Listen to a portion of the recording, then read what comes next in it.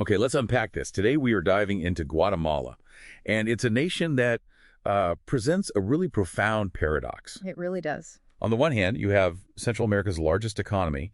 We're talking a GDP projected over $120 billion in 2025, surprisingly low debt.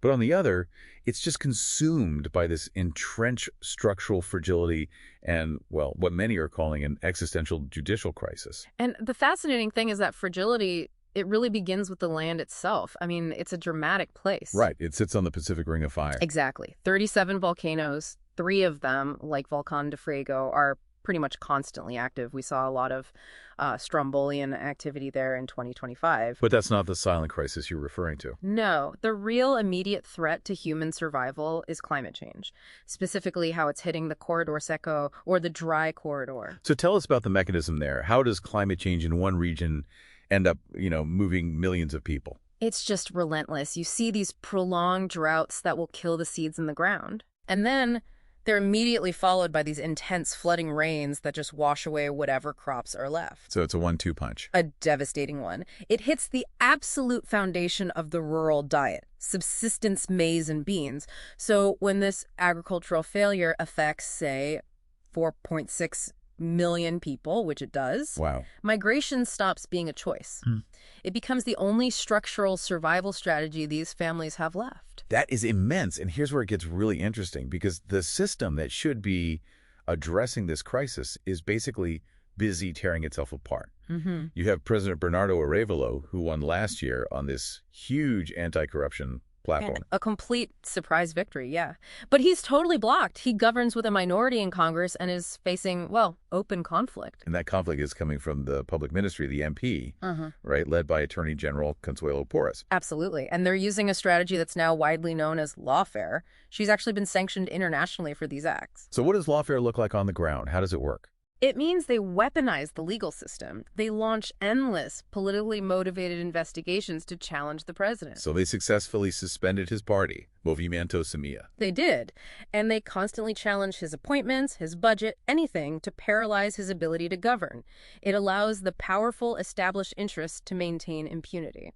And this climate of impunity, this isn't new. It has some pretty deep historical roots, doesn't it? Oh, it does. You can draw a straight line back to the 1954 CIA-orchestrated coup, Operation PBS-6S. Right. By reversing essential agrarian reforms, that coup destabilized the country's institutions for decades. And that instability is really coming to a head right now. Observers see the 2026 elections for Attorney General and the High Courts as the final battle for the rule of law. Okay, so you have this political paralysis and immense poverty, which is still, 54.3%? Shockingly high, yes. And yet the macroeconomy is somehow resilient, projecting growth up to 4.1% in 2025. How is that possible? It has a stunningly powerful external anchor, remittances. From the diaspora? The diaspora is sending home over $20 billion a year. Wait, $20 billion? $20 billion. That inflow supports over 6 million people. It acts as a massive buffer against all this instability and poverty. But it makes the entire economy dangerously vulnerable to, say, a shift in U.S. politics. Exactly. Any sudden change in U.S. immigration policy could be an economic catastrophe. So that money is tied directly to people who felt forced to leave. But there's also this incredible cultural resilience that remains. Let's talk for a second about the mayacuectl, the traditional blouse. Yes. They're so much more than just garments. They are, as you said, these complex texts of identity and resilience. And the patterns mean something.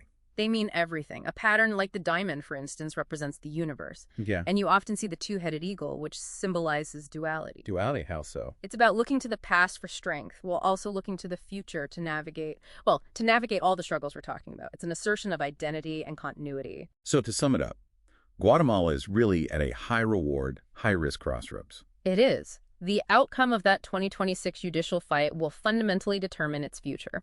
And this all raises a really important question for you to mull over. If agricultural failure in the dry corridor is a direct driver of cross-border migration, what does that imply about foreign policy? I mean, is it truly an immigration issue for the countries receiving people? Or is it, at its core, a climate adaptation and development failure that demands a totally different kind of international solution? Something for you to explore.